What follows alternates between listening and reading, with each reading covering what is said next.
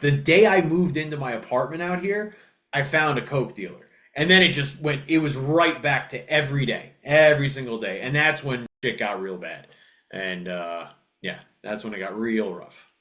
So I'm just wondering, between eating insane amounts of fast food a day, doing insane amounts of Coke a day, did you have like some crazy health scare that changed how you like the trajectory of your life or something? Because I would No. just imagine the combination of those two things. We both know it's deadly. Yeah, no. I'll be 100% honest. There was no health scare. It was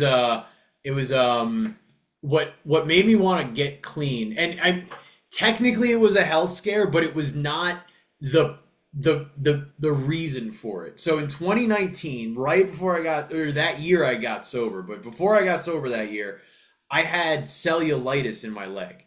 And I had it like I 11 times, and I had to go to the hospital every time because my leg would fucking swell up and it was an infection. And 3 times I almost died. Like they told me, like, dude, I was like fever, sweating, couldn't fucking move. Had to drive myself a few times there. It was awful. Like it was fun. And I was doing cocaine in the like in the bathroom of the waiting room of the hospital. Like I was very bad.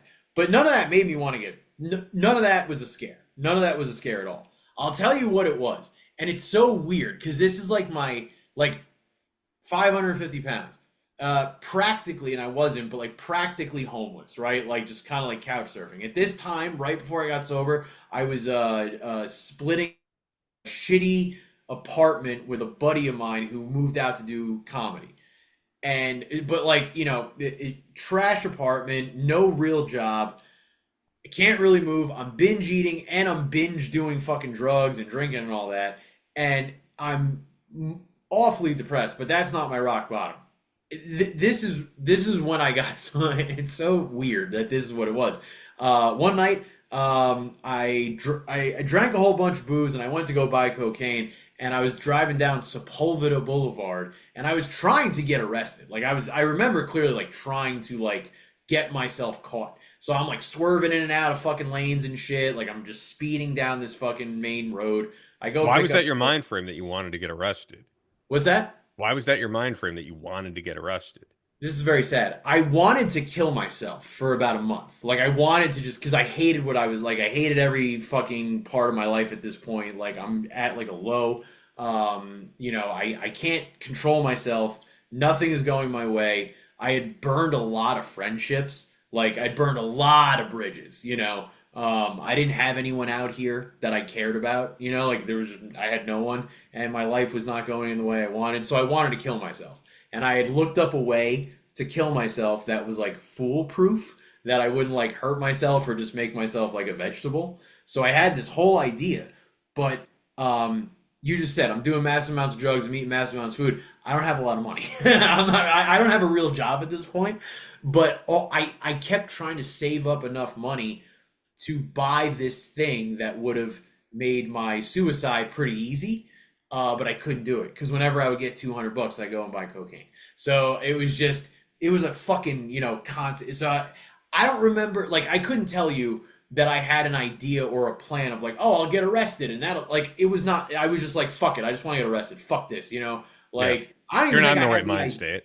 yeah, I don't even think I had the idea of I want to get arrested. I was just like, I want to get the fuck out of myself. Like, I'm totally, I just hate life. I hated living. I hated everything.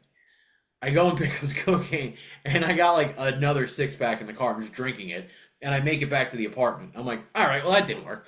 And my idea was to just do a little bit of cocaine that night and not do all of it, so I could save it for the next day. And I did it all. And like I could be wrong. I'm pretty sure it was like a quarter, which was like 2 8 balls, right? I did all that, and I remember like having like these I wouldn't say it was like this is the health scare, but I was having these like convulsions, like I just like it was fucking awful, and I felt like shit. And this is the moment. I wake up, or I didn't wake up. I went out into the hallway of the apartment I was in, and it was like 7 or 8 in the morning. And my roommate was up, and he was like, "Were you up all night doing blow?" And I was like, "Yeah." And then he said in the most like apathetic way possible. He was just like, yeah, you can't really do that. And he walked away. And I don't know why. I no idea. But at that moment, I was like, I need help. I was like, I need fucking help. Because, and I don't know, he didn't sit me down and like talk to me and be like, dude, you got to change. It was nothing like that. It just hit you at the right time. What's that? It just hit you at the right time, it sounds yeah, like. Yeah. So a friend of mine months before this happened had told me like, hey, if you ever want to get sober, go. So that was what made me find a AA meeting, or a 12-step meeting. And then I got, that was what charted that. And I never relapsed on drugs since. Yeah. So did you then go into the eating addiction the food addiction at the same time? Almost. So I got sober in October of 2019, and then my sponsor for the drugs and alcohol was like, you might want to look into looking at your food addiction. And I was like, I don't have food addiction, man. And he was like, oh, okay.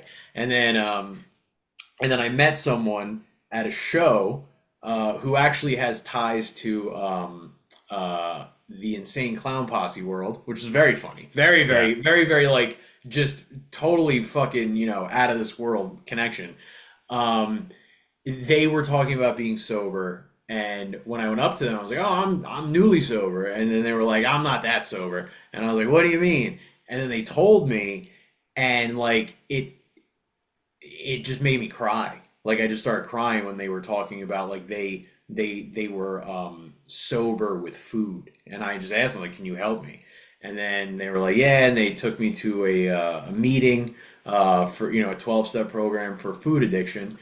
And that I started working, and that I've had a couple ups and downs with that one, but I've been in that program coming up on 5 years in a month.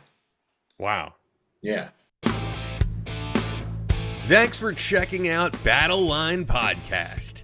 This is just a smaller clip from our latest episode, which you can check out in its entirety by clicking here.